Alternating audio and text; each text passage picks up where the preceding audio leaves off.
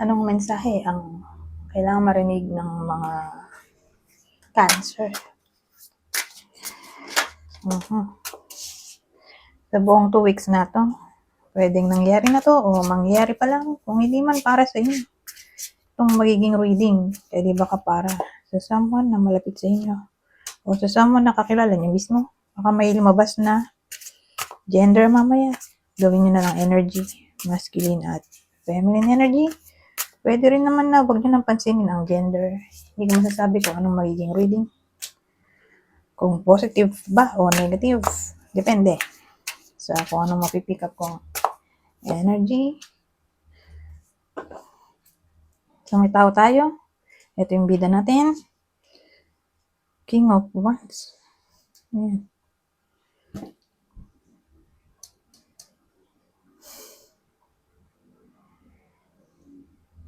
Five of Cups. Ano to?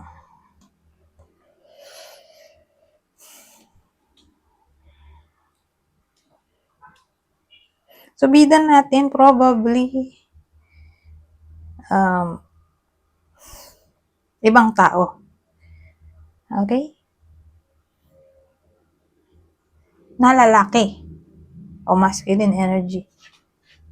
So, sabihin natin lalaki na nanonood, di kapwa niya lalaki. Na hindi love interest to. Okay? Kung babae yung nanonood, di ganun din. May lalaki, hindi to love interest. Mamaya, alamin natin sino ba to. Nauna na tong 10 of Swords. So, probably, ano to? Nag-end na yung connection? O di na sila nag-uusap? Pero nag-i-spy siya eh. Bakit ganun? At nagdudwell on the past. O nagwe-regret. Ano kaya to? Maganda kung i-clarify natin, di ba? Para may lead. Kung ano bang nangyari dito. Pero again, dito love interest. Ibang tao to. Ano ba tong cause ng 10 of Swords, di ba? Gawin natin.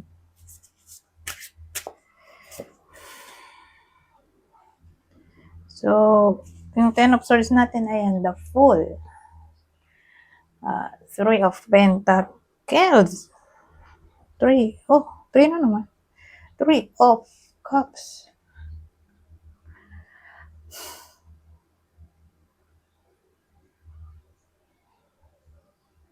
Ten of Swords, no? Kinilarify ng mga to. Mayroon dito.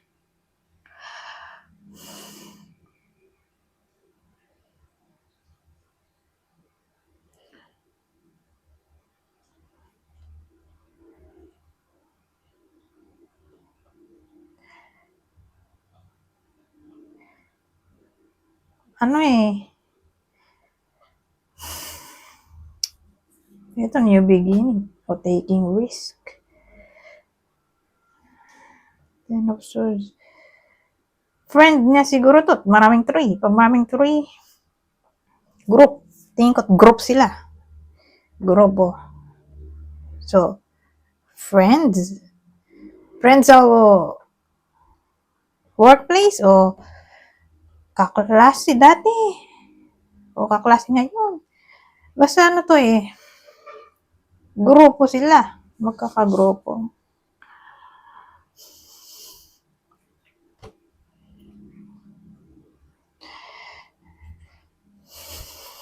Ano yung the Fool?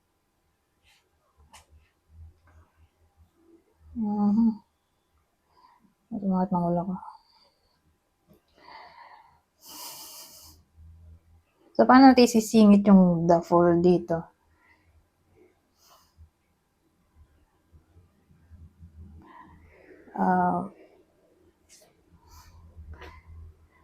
Siguro, bago-bago pa lang to na nangyayari. As in, recent lang siguro na hindi sila nag-uusap sa Ten of Swords. Kung ipapartner sa the Fool. So, sabihin natin 3 months. Sa period ng 3 months, Doon nangyari. Itong sinasabi ko. Bago-bago lang. Okay?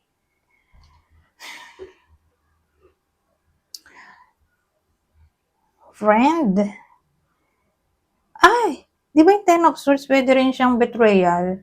Backstabbing din. Hmm.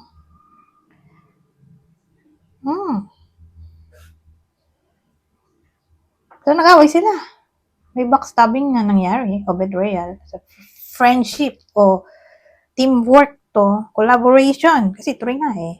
Totem mo, three of pentacles, three of cups. Ito, sabihin natin workplace, to a friendship. So again, grupo sila. So doon siguro nangyari yung backstabbing. Kakagrupo sila. Lalaki yung nag-backstab sa iba sa inyo. Kung may makarelate. O whether nangyari na to. O mangyayari pa lang. Pero may backstabbing na nangyari. O mangyari nga. At ang makakaaway ay lalaki. Pwede rin namang babae pero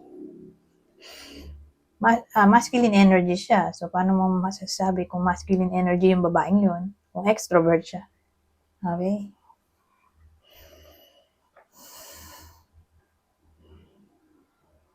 Ngayon, dun papasok yung King of Wands. Ito, Page of Swords. Ano ba to? Chismis ba to o spying? Alamin natin. Alamin din natin yan. Kaya lang isang card na lang siguro. Kung magets ko, edi isang card na lang. Kasi masikip. Hindi siya aabot ng pag-anon dahil dito. Sa gabal to.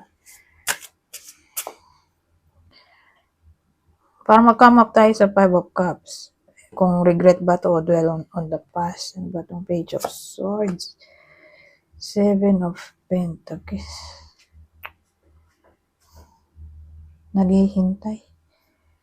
Seven of Pentacles. Page of Swords. Mukhang nag-i-spy. May nag-i-spy dito. Kasi naghihintay siya eh. So, more like spying to. So, may someone na nag-i-spy. Di dwelling on the past na to. Kasi, bakit siya mag-i-spy? Kung hindi siya nagre-regret, di sumama na rin yung regret dun. So, probably sad. May someone na sad dito.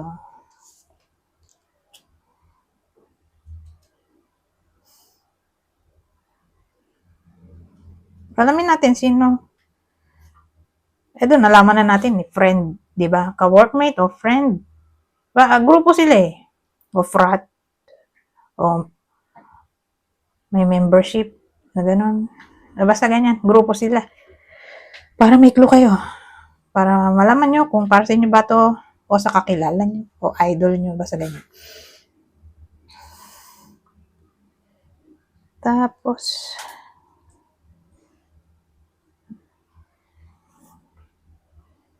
nag-i-spy nga, nagre-regret, naghihintay dito sa Seven of Pentacles ng communication ulit. So, sino? Yung lalaki ba? Sinong lalaki? Yung nanonood ba? O yung itong person na to? Pero probably ito. Kasi katabi sila. So, itong taong to, siya yung nag-i-spy. Nagre-regret. Siya yan. Okay? So, clear na yan. Ngayon,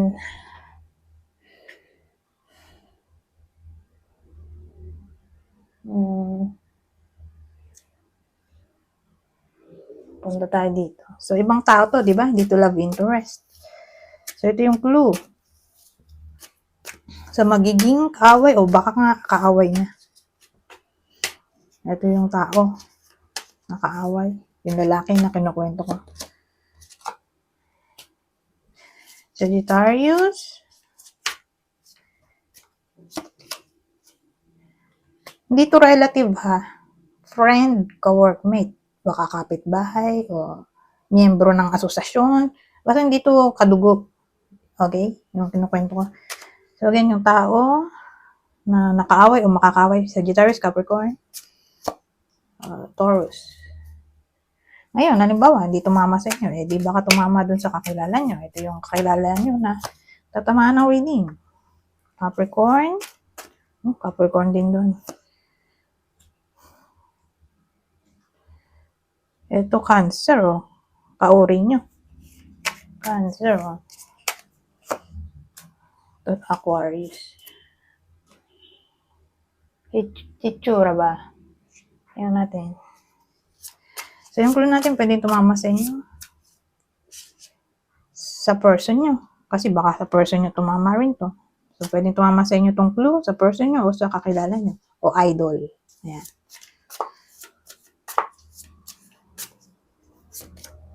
Para ma-picture nyo, sino ba to?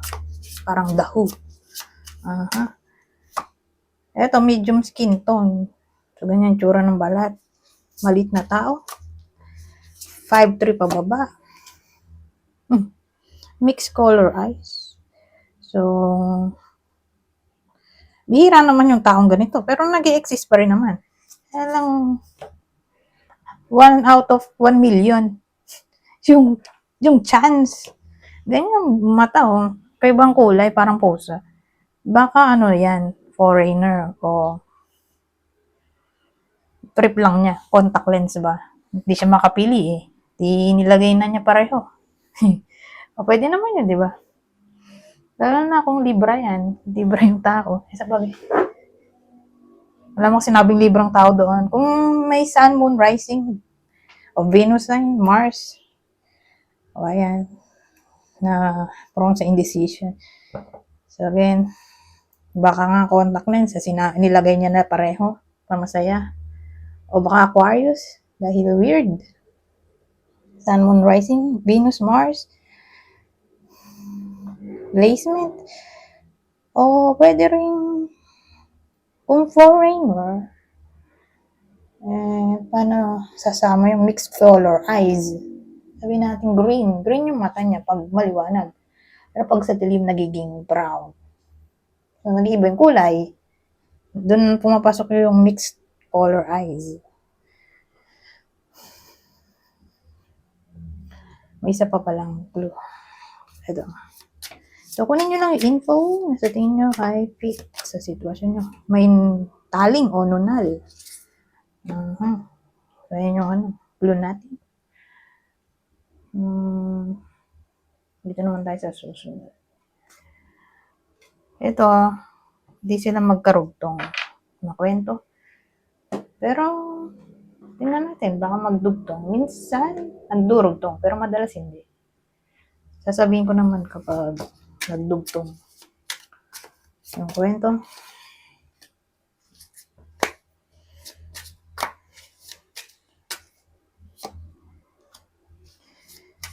Ay, hindi na to. Kasi King of Cups na to.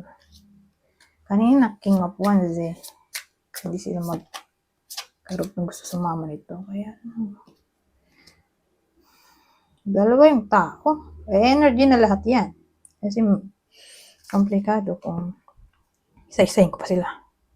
So, lahat sila energy. Ito gusto sumama. Gawin na natin 5.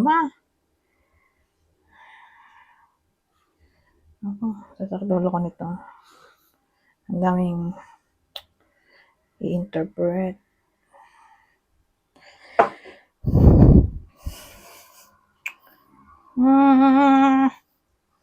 Nangyari dito sa mga to.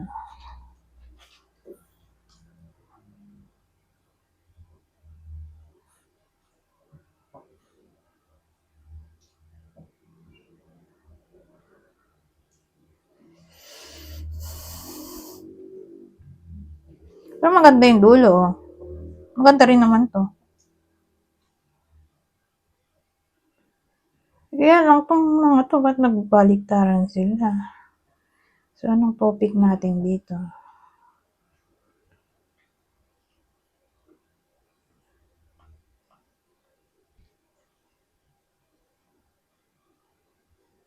So, sabihin na lang natin ganito.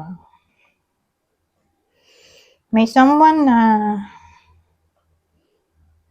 parang directionless sa buhay niya. Kumbaga, may someone dito na naging lazy. Hindi dahil gusto niya, kundi siguro dahil may nagdaraanan siyang anxiety, depression, na hindi natin alam, na iniisip-isip niya, kaya yun, napabayaan niya yung sarili niya. Ngayon,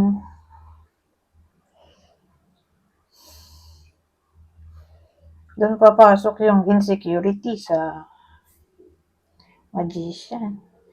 So, dahil ganyan nga yung nangyayari nowadays, regardless kung how long siya ganyan. Ang dating kasi maganda na nandito yung Page of Cups. Kasi, ayun, may reflective. Ang dating, mabubuhayan siya ng emotion.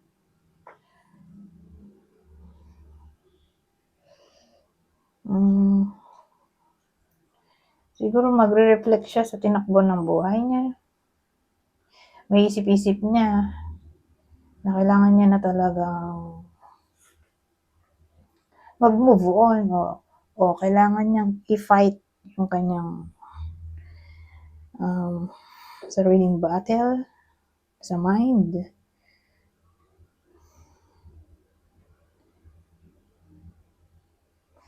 Para bang magsisimula na siyang mag-adjust.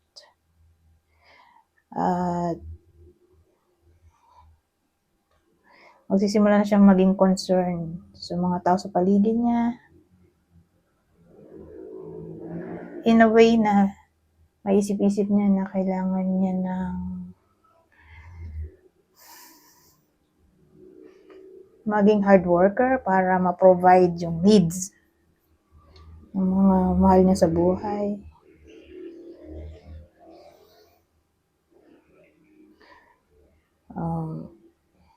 Somehow gusto niya mapasaya sila.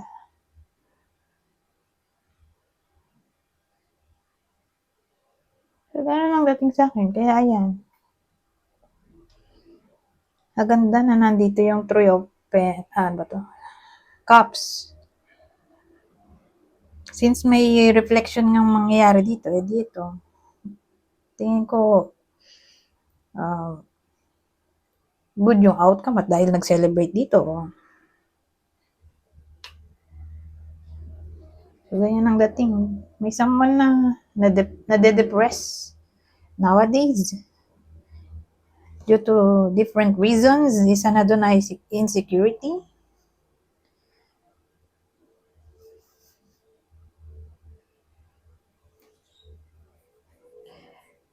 So, yan. Yan ang dating sa akin.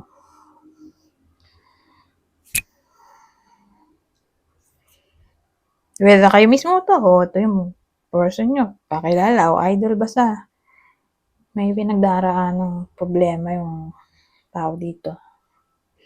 Pero maganda nga na siya na sa sarili niya yung kusang aalis sa toxic situation o negative thoughts.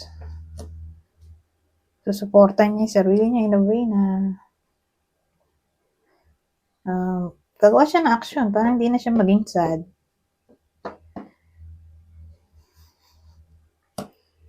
At maganda yung outcome kasi eto, magiging masaya na siya ulit. Anyways, so paano niyo makikilala to? Kung di kayo to, edi yung someone na tinutukoy ko dito. Whether kilala niyo to, alam niyo sa sarili niyo, sad siya. Ito yung possible confirmation na may someone sa paligid niyo na sad, kung di nga kayo to. Someone sa paligid niyo na sad, pero may big changes na maaaring mangyari sa kanya at magiging happy naman. Magiging happy na siya. So, ito yung kakilala kung di nga kayo. Scorpio ulit. Aries na naman. Scorpio, Aries, Leo, Sagittarius.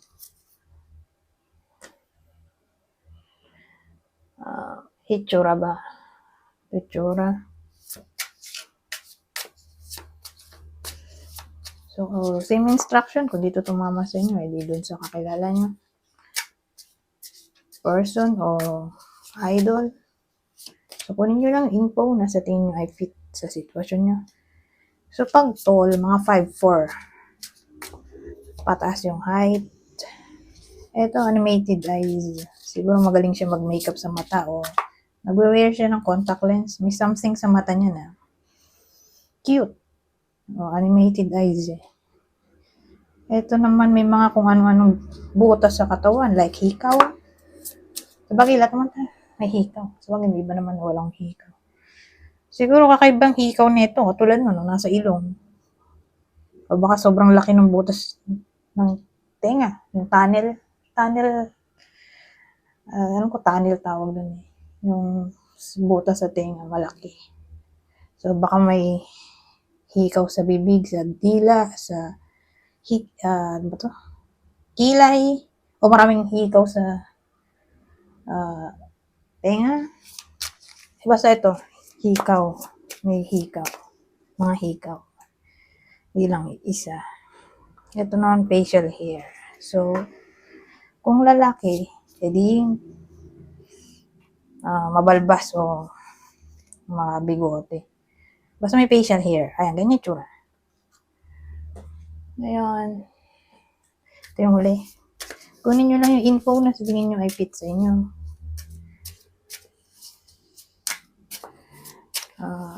General advice sa buong 2 weeks. Babasahin ko na lang para mabilis. One step at a time. Lots of little steps make big difference. Lots of little steps make big dreams come true. Finish what you've started. You've started something important and now it's time to complete it. Pets, you love and understand. Animals. Anyways, hanggang dito na lang. Goodbye. For now.